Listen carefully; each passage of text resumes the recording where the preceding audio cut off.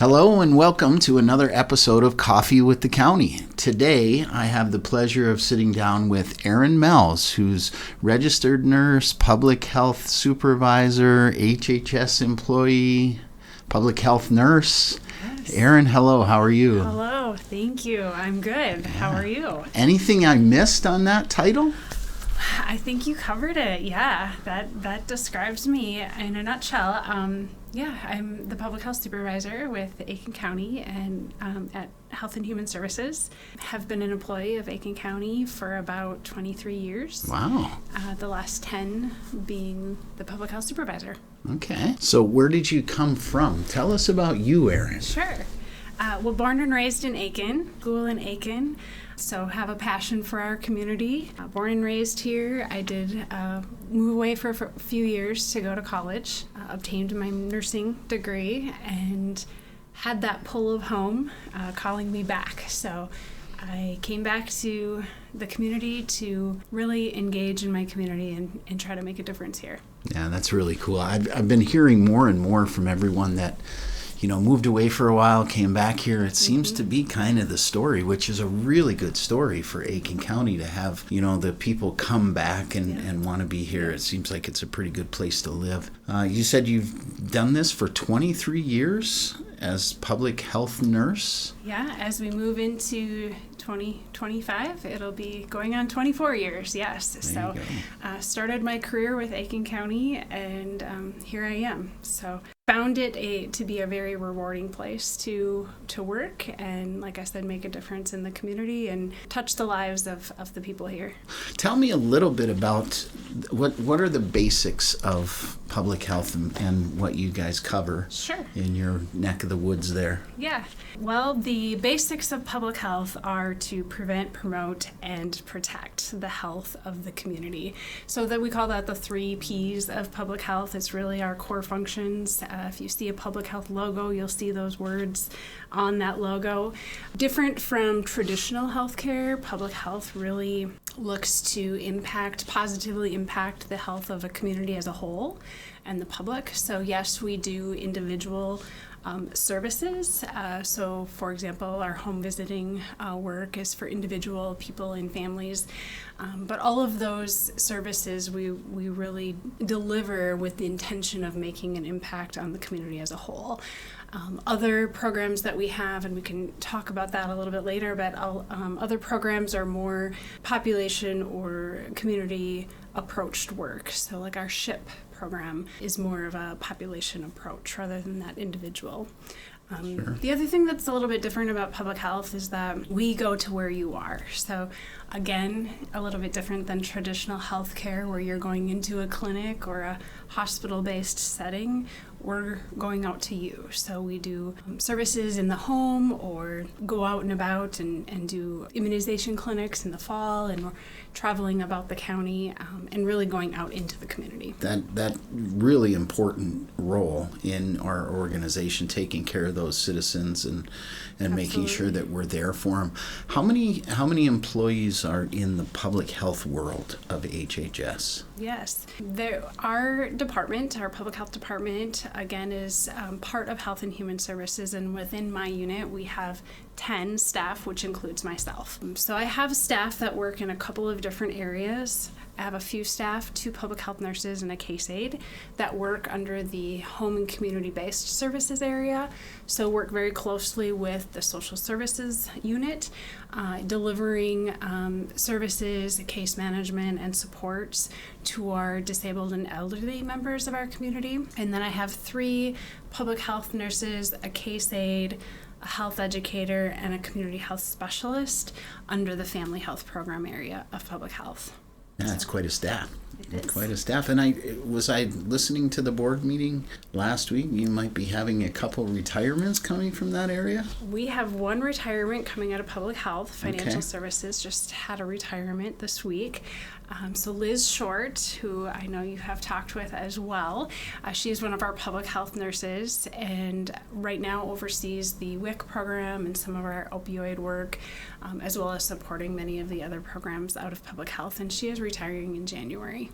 Yeah, that's going to be a big loss. It will be a big loss for us. She's got a lot of experience and a lot of education experience walking out the door, and yet we're excited to welcome someone new into our unit. Yeah. So services offered, you started to tell me a little bit about WIC, and I kind of sidetracked you there.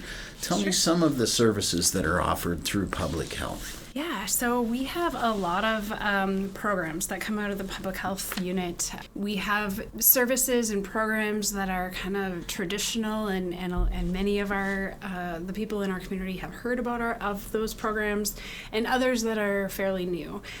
So WIC, as you mentioned, that stands for Women, Infants, and Children. It's a nutrition-based program for pregnant and postpartum women and their children until age 5.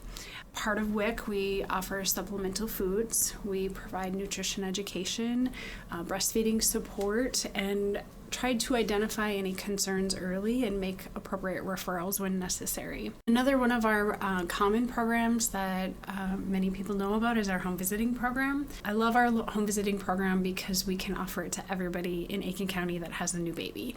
Although we have different types of programming that we can offer through home visiting, everybody is offered a visit if you have a new baby. So that's really a universal, and then we have a continuum of services that we can provide once we are out into a home, depending on the family's needs. So we really tailor that program to what the needs of the family are and what resources would best benefit them. And that's fun to see those new babies and the moms and to help them. And then we have safety seat programs. So people might say that it nearly takes a college education to put a car seat in correctly these days. That is true. And if you have more than one to fit in your vehicle, that can certainly be a challenge. But public health can help. We have a car seat technician on staff, Naomi Larson, and she can help families make sure that those seats are in correctly, provide education, demonstrate for them, return demonstration from the families. And then some of the health plans offer car seats to families that are their members, and we coordinate with some of those health plans to offer those seats.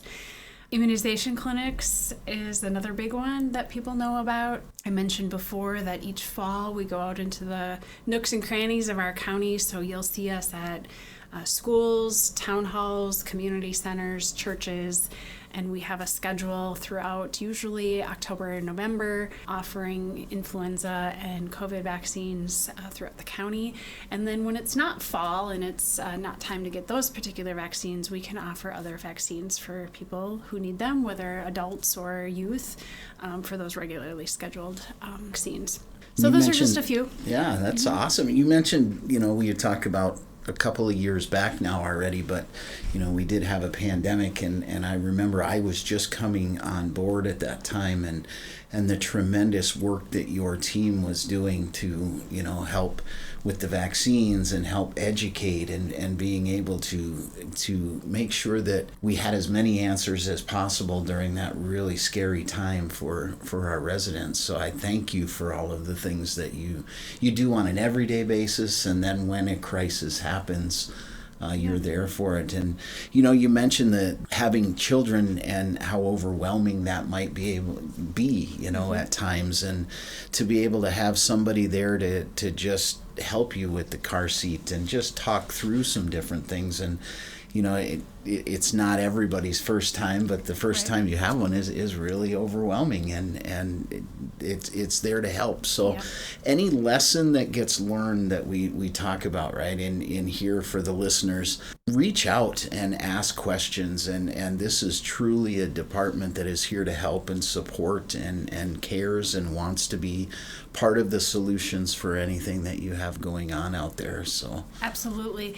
Again, another goal of public health is really to just help people help themselves and help people have the resources and support they need to live their best lives. Living a healthy life is very subjective. That means something different to everybody. And really our goal is to support whatever that means to each person that we're able to help out and reach out to. And like you said, pick up the phone, give us a call. We may not have all the answers, but if we don't have an answer, we'll certainly connect you with someone who does. Awesome. Yeah. So we had a discussion just a second ago concerning a pandemic, and hopefully that never happens again.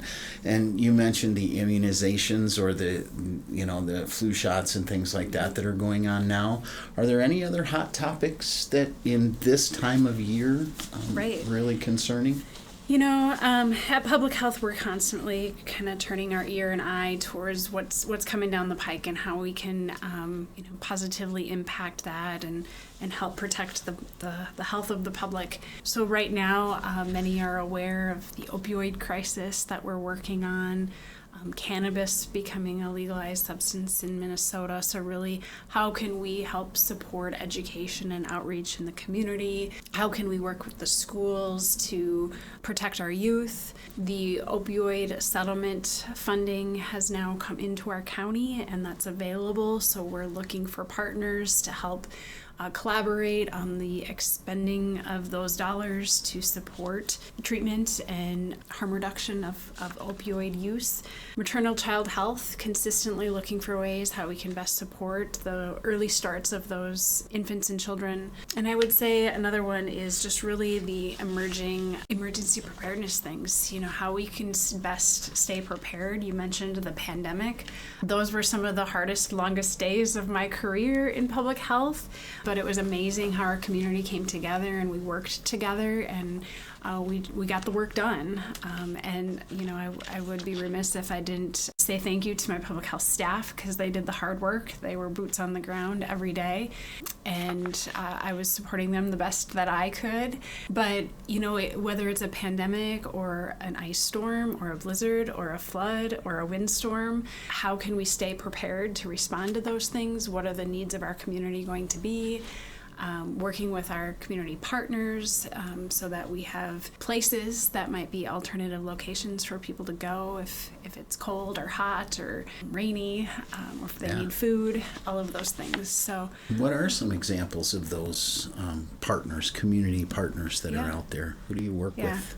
Well, we can't do this work in a silo. So public health is not successful if we work in a silo. We really depend on our partnerships and our collaborators to make good things happen. We work quite a bit with our school districts, chambers of commerce, our healthcare organization, our dental providers, our mental health providers, our businesses, our farmers markets, our farmer organizations. The list is long, and I don't know that there isn't an organization in Aiken County that in one way, shape, or form we haven't connected with to either work on a program together, collaborate funding for an event, consult with, make a referral to. It's all of those things that make our work successful and really impact the health of the public, because it's naturally better to work together in Aiken County, right? I get to pay you money now. It's naturally better. I love it. Yeah. Thank you for that very much. So you've seen a lot over the time, right? Any shining biggest achievements that you can think about that you want to talk about? Well, you're right. And, it doesn't feel like I've done this work for as long as I have, which means something, right? When the days go fast. I, just can't say enough about the team that I have working with me and alongside of me every day, passionate about what they do. So I would say that's my shining star, is just having the public health team that I do.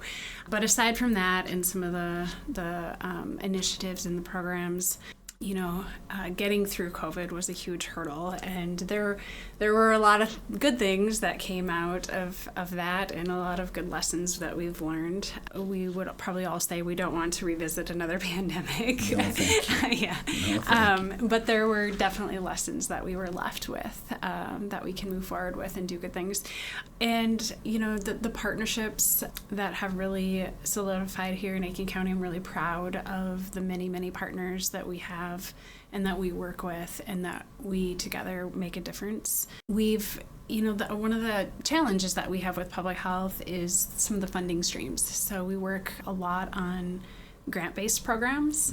And so although some of those grants like WIC and home visiting have been pretty static and consistent, there are other funding streams that come and go. And so smaller programs or programs that last less amount of time, and then we need to figure out how to sustain those. Sure. But I would say that we've really done a lot in the realm of mental health, and in not just public health. I know that there are so many in Health and Human Services together that are working on mental health. But I would say that we are making really great strides in that area from even just a couple of years ago. Good to hear. That's a huge concern across everywhere, not just here, but still more work to do. Most importantly here, that we take care of that and small steps forward. Through it, yeah. So say again the line of making people's best life. I love that. I want to hear that again. Yeah. Helping people really live their best life, their most healthy, active life. And again, that means something different to everybody, but being participant-centered and family-centered, what can we do to help them realize that, whatever that looks like for them. Hugely important role. Yeah. And I don't know anybody better to do it than what we have here at Aiken County with Erin and her staff. Thank you. Yeah, very much. Any additional things you want to talk about? I'll just reiterate that we are here to offer support, education, resources, services. So if you or anyone you know is in need or has a question or needs a resource, we're happy to get that out to you, whether it's mail or just swing by your house. We do, like I said, we're coming out to you, and so give us a call. We're happy to help out where we can. Yeah, that's great. Thank you for that. And I'm looking forward to hopefully sitting down with some of your staff members and talk specifically about things. I know I did talk with Liz already about the opioid settlement. I'd love to see if I can talk with Hannah about SHIP and things like that, and we'll get into those details so everyone out in the listening area can learn. Erin, thank you very much for coming in. And again, thank you and your staff for everything that you do. Thank you. It was great to be with you today. You're listening to Coffee with the County.